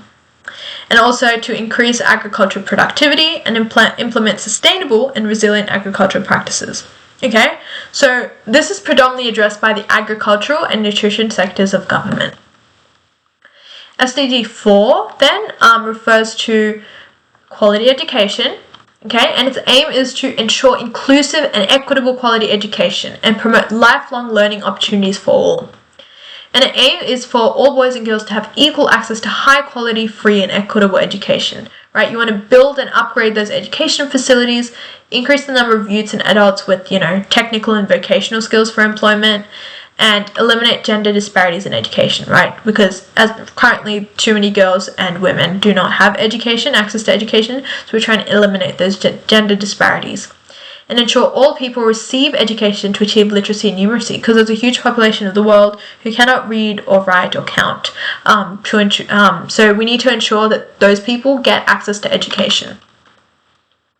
Gender equality, it refers to achieving gender equality and empowering women and girls, right? So we need equal access and participation to political, economic, and public life by addressing the barriers to gender equality. Ensure that all females have the same opportunities as males. End discrimination and violence towards women and girls. Ensure universal access to sexual and reproductive health and reproductive rights.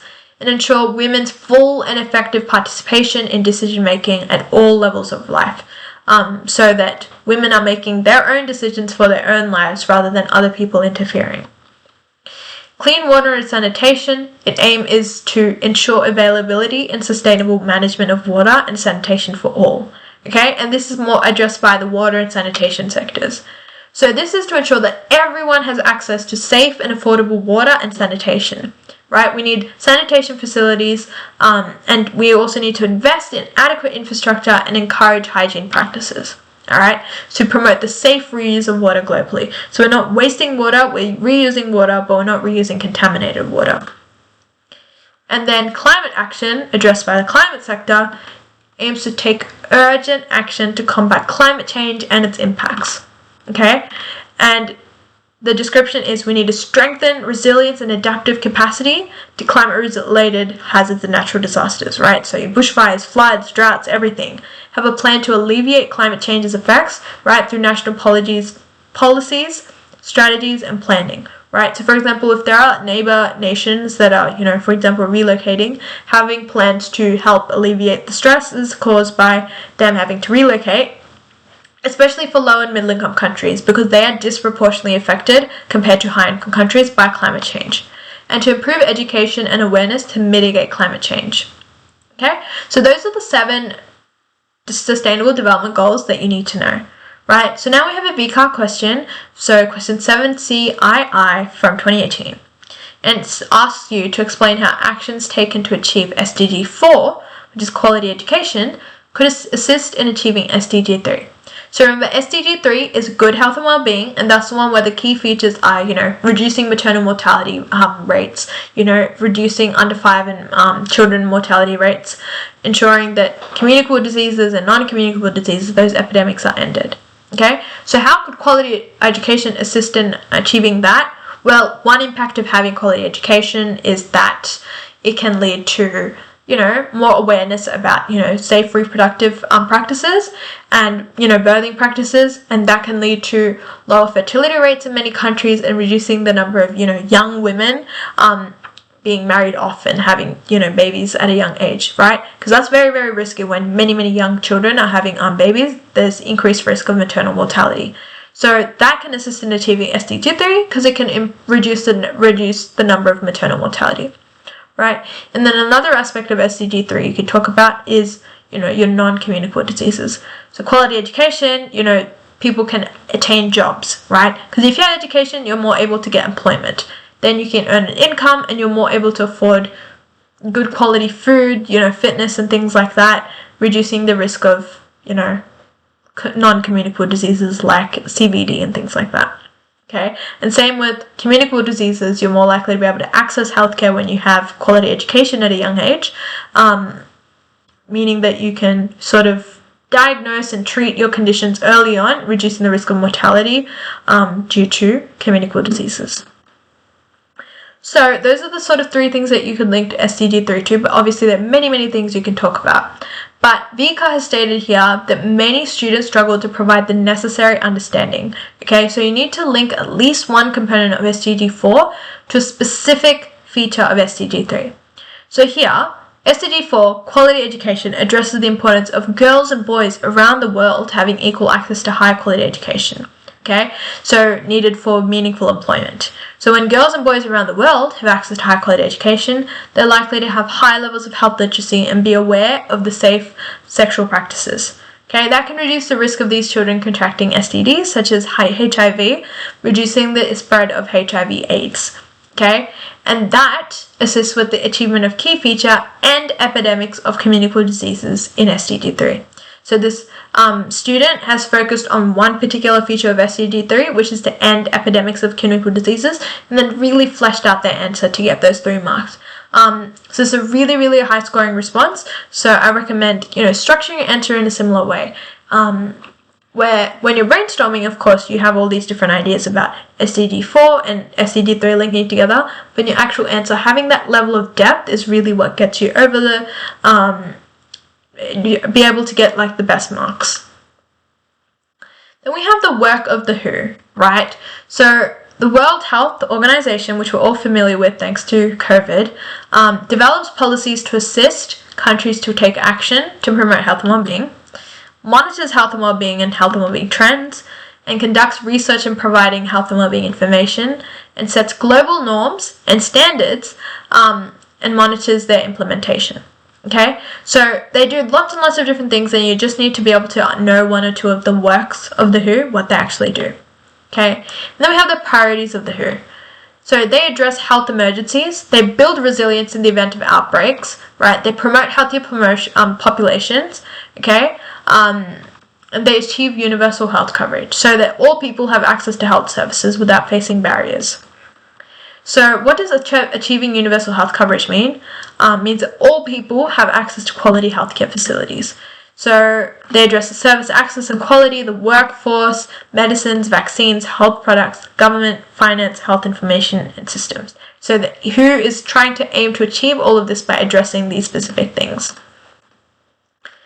Another priority is addressing health emergencies, right? And the main idea is that you can build resilience so that people in outbreaks have much more resilience, right? And then have access to life-saving services as well.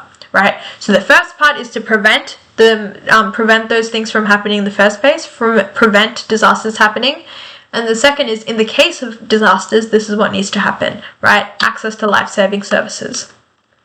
Then promoting healthier populations relates to improving human capital, preventing non-communicable diseases and promoting mental health, eradicating high-impact communicable diseases, tackling antimicrobial resistance because lots of antibiotics are no longer effective against popular really common bacteria, and then addressing the health effects of climate change in small island developing states and other vulnerable states, right? Because they're the ones most affected by climate change, even though high-income countries are the ones mainly contributing to it.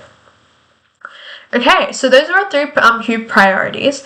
So in this question from 2020, it asks you to identify and describe one WHO strategic priority reflected in the information. Okay, so you need to be able to use one example from the information here to support your response. So in this information, we have that 140,000 people died from measles. Okay, and the WHO basically tried to create a world without measles and rubella by increasing vaccination coverage, improving disease response, monitoring and evaluation, and building public confidence and demand for immunization. Okay, so think about the three WHO strategic priorities and have a go at answering this question by pausing the video. Alrighty, so here in this case, one of the main things you should be talking about is addressing health emergencies, okay? Because this is really, really important because when you have 140,000 people dying from measles, that's a health emergency, right? So the WHO priority, it helps individuals and communities recover from mass disease outbreak by supplying medical resources, right? The WHO showed leadership alongside the CDC to supply vaccinations and immunizations to treat community. The other thing you can link it to is promoting healthy populations. And then the other thing you could also talk about is achieving universal health coverage. Okay? Because what they were trying to do here is the WHO tried to provide vaccines to everyone to ensure that they had access to resources, right? To achieve universal health coverage. Cool. So here now we have types of aid, okay? So the three types of aid that you need to know about. We have emergency aid, bilateral aid, and multilateral aid. So emergency aid, that's when, in the case of an emergency, right, you keep people alive in times of disaster. It's very short-term things, like your blankets and things like that, food, water. So anytime you see one of those sort of short-term, quick-fix approaches, that's emergency aid. But then you have bilateral aid, which is one government directly helping another. And that's more of a long-term thing. So when you see things like Australia is providing aid to Papua New Guinea, that's more likely to be bilateral aid. Okay, you're trying to, like Australia is implementing schools and healthcare systems and things like that, providing grants of money, that's when it's bilateral aid. And then multilateral aid is when a group of countries is pooling their money into an international organization. Okay, so things like, so it's long term, so if you ever see the name of an international organization like the UN, it's more likely dealing with multilateral aid. Alrighty. Then we also have features of Australia's aid program, right? So this is going by the separate dot points of the study design. We have provision of the official development assistance, which is 0.22% of GNI. Okay, so that's the specific quota that Australia likes to fill. That's a feature of Australia's aid program. And then we promote our national interest by contributing to sustainable economic growth and poverty reduction, right? So that's another feature. And the final feature is that the Indo-Pacific region is the main focus of Australia's aid. So particularly regions like Papua New Guinea, Fiji, and things like that, that's mainly where Australia likes to provide aid, because they're the most, directly and more likely to impact Australia, if that makes sense. So if something bad happens there, then Australia is more likely to be at risk. So those are the features of the Australia's aid program. What are the priority areas? We have building resilience, education and health, infrastructure, trade facilitation and international competitiveness, gender equality, effective governance, and agriculture, fisheries, and waters. Okay, so these are the 6 areas of Australia's aid program, priority areas. And you can remember this via the acronym BEIGE A. And you need to know this verbatim, right? So I just highlighted those things because, it helps you remember, but you need to know the specifics of each of these words, right? You need to know these specific words. So just need to emphasize that you need to know these verbatim. And you need to be able to understand these and be able to identify these in case studies and how they're reflected. So for example, in the specific program from 2021, from the 2021 paper, we had Australian government working with organisations to ensure food security in countries across the Pacific. Okay, so this aid program involves working with farmers and small businesses to improve agricultural techniques and increase food production availability. Okay, so one priority, so these are the priorities, you need to be able to link it to one of the priorities from Australia's aid program. Okay, so one priority here might be agricultural, fisheries, and water. Okay, because you're having a look at food security, right? You're having a look at farmers and small businesses to improve agricultural techniques. Then you're going to be able to talk about how Australia is trying to improve agriculture, fisheries, and water. Then the other thing is infrastructure, trade facilitation, and international competitiveness to ensure that countries in the Pacific region are able to compete with the international market of various food products, essentially. So all you need to do is identify them. It's only a 1-mark question. So as long as you're able to go through this specific list and be able to identify it, you would have gotten the marks. Alrighty. And then finally, we have features of effective aid, right? So we have partnership for development, ownership by recipient country, and results focused, and transparency and shared responsibility. Okay? In this instance, you can use the acronym PORT to remember all 4 of these, right? So in partnership for development, you're basically combining differing strengths, okay? So ensuring that the different countries come together to implement an effective and efficient program and provide training to local people to develop knowledge and skills. So for example, if you're trying to partner to improve the healthcare facilities there, the local people are trained so that they can be effective nurses and doctors and things like that, and then pass on that knowledge to local people, right? So over time, they're able to, you're working together using the resources of both countries to be able to create an efficient program. And then ownership by recipient country means that the people that are targeted must be involved in the development of the program. Okay, it needs to be culturally appropriate and politically sensitive to meet the specific needs of that community. So if in that community the main issue is that they don't have any hospitals nearby, then you need to sort of be making sure that that specific need is met, because that is the most urgent thing that needs to be addressed, right? Whereas if the thing is the school over there, the teaching staff, there's not enough teaching staff, then training up the local people to be better teachers. Okay, results focused. So the actual program needs to be able to improve morbidity and mortality rates, right? Reduce morbidity and mortality rates. And then those disease patterns need to be constantly monitored once the program is implemented, and ensure that women are involved to reduce poverty. And overall, health and well-being needs to be improved. Okay? And then for transparency and shared responsibility, all of the funding from that program cannot be used for commercial gain, but needs to be used for the intended purpose, right? And all of the progress needs to be regularly monitored and assessed, and then the results of the actual program needs to be published, available for the public to be able to see for transparency. So that's how you know that a specific aid program is effective. Okay, and this sort of needs to be established. You need to be able to pick your own sort of aid program, right? So you'll be able to do your own research in accordance with the study design and have a look at a specific aid program and analyze how they do all of these, all right? So, and the type of SDG that it achieves, okay? So, what are 2 features, right? We've got a VCAR question for 2021 asking what are 2 features that would make an aid program implemented in low or middle income countries effective? You need to be able to explain your response, okay? So, have a think. The 4 features, we use the acronym PORT, okay? So, pause the video and have a go. Alrighty. So, in this question, many students did not get any of the marks. So we've got 44% of the state not being able to get any marks, with the average being 1.4. Okay, so it was a bit of a difficult question, but it's actually really simple once you understand how to answer it.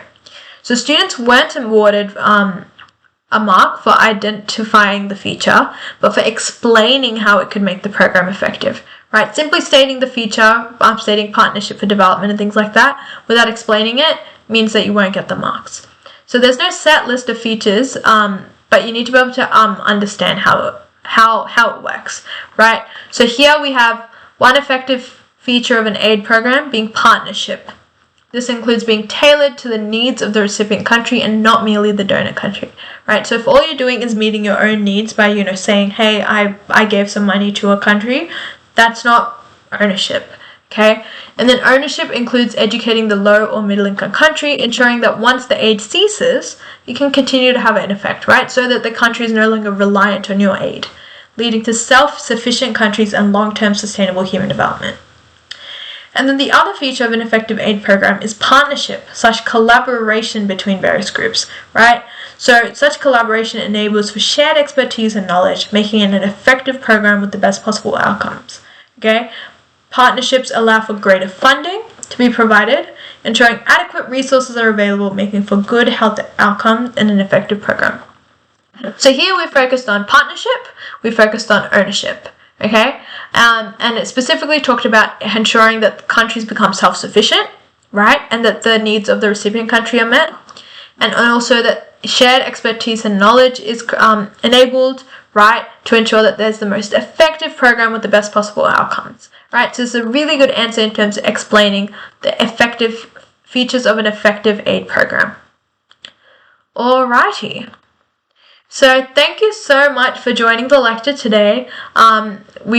We've gone over a lot, so congratulations if you made it all the way to the end.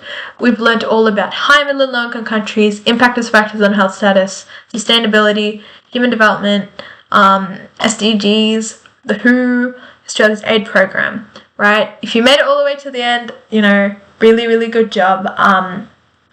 Yeah, it's going to be, a really rewarding experience once you've sort of completed the subject, because, even afterwards, like even in uni now, sometimes I'm able to link back some things I'm learning to things I've learned in HHD, right? Because it really does teach you a lot about the world. So really good luck for all your SACs and for your exams. Check out all of the ATAR Notes resources on the website. Get involved in the discussion space and all the lectures we have available. And yeah, thank you so much.